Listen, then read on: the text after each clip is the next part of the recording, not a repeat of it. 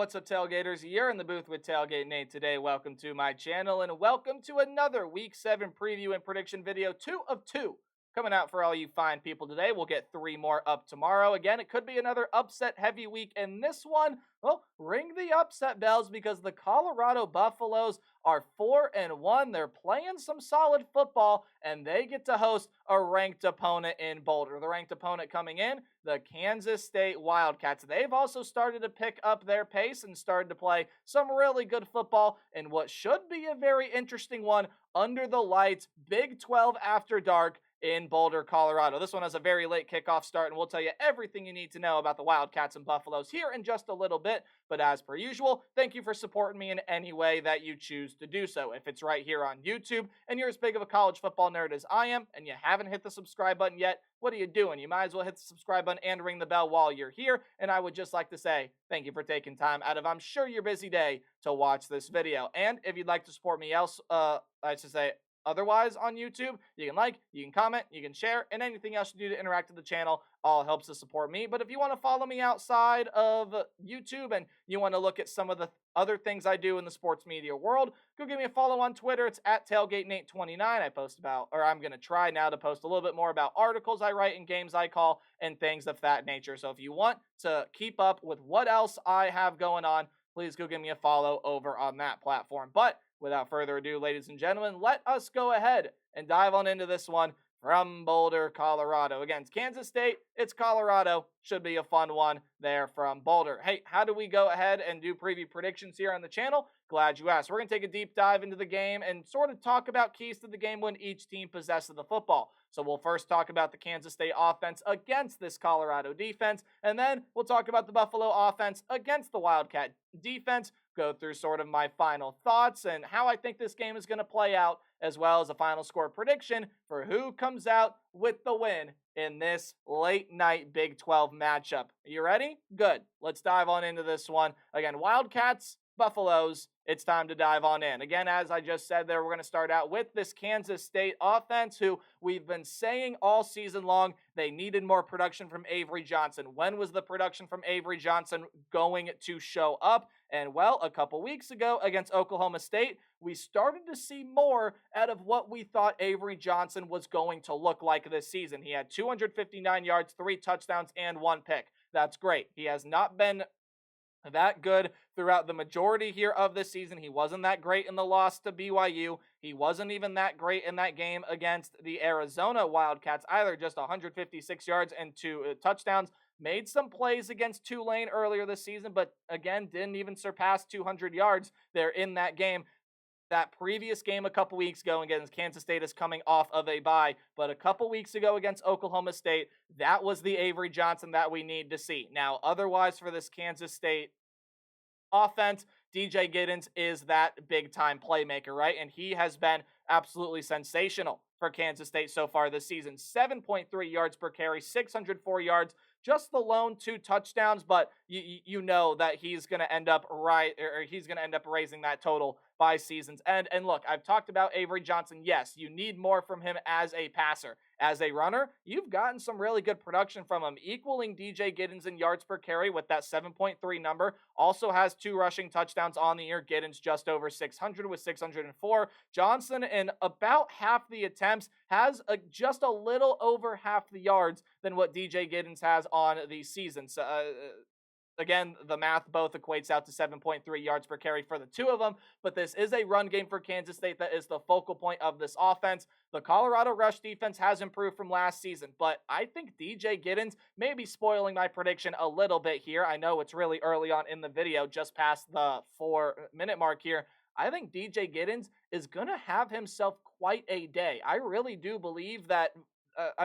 Again, this is the Colorado defensive front that has improved. They're a whole lot better at, I shouldn't say they're better at taking the football away, which is what I was going to say. They were pretty solid at forcing turnovers last year, but they're a whole lot better in generating pressure. They're a whole lot better at being able to generate tackles for loss. They're a whole lot better at generating sacks. That's exactly what they are going to have to do here. The trench play is huge for Colorado here, especially on this side. And even though Kansas State did lose some pretty good offensive linemen from last season, trench play, if you go down to that bottom, the point down there, trench play is a huge advantage for Kansas State because they run the ball better than what Colorado has been able to defend so far this season. I think Kansas State has also got the matchup advantage when you compare the offensive line to Colorado's defensive line, both in terms of run protection, pass protection, basically the whole 9 yards. The battle in the trenches on this side of the ball is a big key for Kansas State, and we'll find out why it's a big key and advantage when we talk about the other side of the football as well. But now if you're talking about this Colorado defense, okay,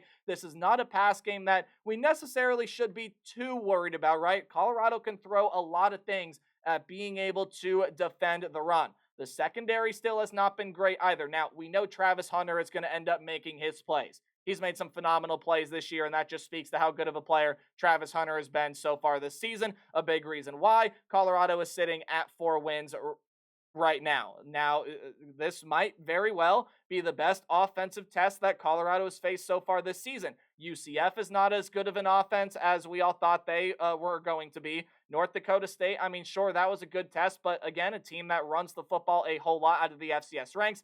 Colorado State hasn't been that great this year. And Baylor, well, that situation with Dave Aranda there in Waco is getting really messy, and Colorado needed overtime and a forced fumble at the goal line to be able to win that game. They still have struggled so far this season, but their defensive focus, containment, keep everything in front of you, allow no big plays, make your tackles. Just make tackles on the first contact. Do not allow DJ Giddens or Avery Johnson or anyone else to get yards after the carry, yards after the catch, and force some turnovers here. I think that's going to be absolutely crucial, as Kansas State are not a super turnover-prone team. For the most part, they do a pretty good job at taking care of that football. But there have been a couple moments this year, specifically when you go back and look at that BYU game where the Cougars were able to control the pace against Kansas State. That's something that Colorado's got to be able to do against the Wildcats here in this one. Now, when you go over and talk about the Colorado offensive side of the ball, I mean, come on.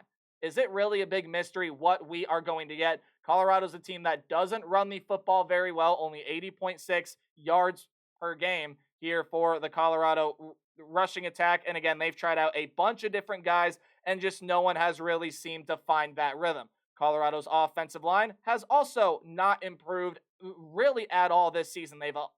Yes, it probably is improved in some facet, but they've allowed 18 sacks this season. Well, lucky for them, unlucky for them, Kansas State is a team that loves to force pressure. They have 12 sacks on the year, which is just slightly over 2 sacks per game for them, and they defend the run really, really well. Now, that is not a specific problem in this matchup because we all know Colorado is going to be a team that airs it out. They're going to throw the football a ton. Shedeur Sanders has over 1,600 yards and 14 touchdown passes so far this season. He has thrown just as many interceptions as he did last year, though, or if not, maybe even more. He's got 3 picks on the season. I think that was his season total last year. If not, a season total last year was 2, and he's already exceeded that. Whatever the case may be, I think the big playability is going to be on full display here, especially if you move on to that second point there. If this offensive line can give Sanders even a little bit of time. Shedeur has done a really good job this season at being able to escape the pocket and extend plays with his legs, not necessarily running wise. He only averages 0.6 yards per carry, does have a rushing touchdown this season, and again, without half the number of sacks that Colorado has has allowed back to Shedeur Sanders this year. That number probably is over 100 yards on the season. A guy that can get outside of the pocket and run, but does like to extend the plays with his legs, and has had to because his offensive line just has not been that great so far this season. But if you give Sanders even a little bit more time than what you have given him in previous games this season, and you are able to you're not going to be able to fully do it just because the Kansas State pass rush is A, too good, and the Colorado offensive line is B, way too shaky and has way too many holes to be able to contain the pass rush on a play-to-play, on a drive-to-drive basis. But if you can limit what Kansas State is able to do, and if you can get Shedeur Sanders to get rid of the ball quickly and effectively to some of his weapons, like, again, the two-way player in Travis Hunter, to Jimmy Horn, to some of these other players, LaJohntay Webster, there as well. Wester, sorry, not Webster. My apologies. Even a guy like Will Shepard that has started to step up here and play some really, really big minutes and be a really good wide receiver for him. I mean, Colorado's going to be able to have a field day through the air because of a point that I have not mentioned yet. We know that Kansas State, again, trench play is a huge advantage for them here in this game. But what is not a huge advantage for Kansas State, specifically on the defensive side of the ball, is the fact that their secondary has by far and away been their weak point this season. Well, unlucky for them, that's Colorado's strength, is attacking the secondary, being able to have that big play ability and push the football downfield through the air. And they can do it really, really fast, and they do it really, really well. Again, Colorado's got a good quarterback in Shedeur Sanders, good to great quarterback in Shedeur Sanders, with some great, darn near elite wide receiver weapons. If this Wildcat secondary doesn't step up, and it does not have some better games like I mean, come on now. Let's be honest. We've seen some pretty all right performances out of the Kansas State secondary, but you just go back to a couple weeks ago against Oklahoma State. They allowed 364 yards to Allen Bowman. Yes, they picked him off 2 times. Shedeur Sanders is not going to throw 2 interceptions in this game. He might throw 1. He's not going to throw 2. BYU more so controlled the pace on the ground and with their defense and forcing turnovers. Jake Retzlaff did go 15 of 21, only 149 yards. Where I think the secondary really, and honestly, they didn't even step up against Noah Fafita in Arizona, a game that Kansas State won easily, again, in part to forcing turnovers, but they still allowed over 250 yards passing. You go all the way back to that Tulane game, almost 350 yards passing. Colorado might be the most dangerous passing attack that Kansas State has faced so far this year. This secondary, I think, does have its advantages if it can force turnovers. Will it force enough turnovers to matter? I'm going to go on a limb here and say probably not, because Shedeur Sanders, just not a quarterback that turns the football over that often. However, I will say this. I think we are starting to see Avery Johnson play a lot better of football. And again, he's not Shedeur Sanders' level of, maybe not necessarily level of quarterback, but he's not Shedeur Sanders' level of important here, at least as in terms of speaking of if Kansas State is going to win this game or not. Yes. Obviously, you want Avery Johnson to play his best, and he definitely has to play like he did last week against Oklahoma State, if not a little bit better, if Kansas State wants to win this game. But I think even if Avery Johnson has another subpar performance, Kansas State can win this game on the back of their trench play, meaning DJ Giddens running the football on top of that pass rush, getting home to Shedeur Sanders and forcing other negative plays, and just off the sheer grit and I think more talented team that Kansas State has here in this one. This is not going to be an easy one for Kansas State to win. I think this one's going to go back and forth, and both teams are going to have their moment to pull away from this one, and they just won't be able to. But I think a late score or a late defensive stop, more than likely a late defensive stop, even though we've seen some heroics from Colorado so far this season, when it faces a defense that can provide pressure, aka look back at what happened in Colorado's only loss of the season against the Nebraska Cornhuskers. When Nebraska brought a lot of pressure, it was trouble for the Buffaloes. I think that's what Kansas State is going to do here in this game, and I think it's why the Wildcats win this one. I got a 33-28 win for the Kansas State Wildcats. Trench play and Avery Johnson starting to play better, I think, is the big key for the Wildcats in this one. Let me know what you think about this game in the comment section down below. Remember to play hard but tailgate harder, and I'll see all you guys tomorrow. 3 more videos, 3 more upset potential games on the slate as well. Goodbye.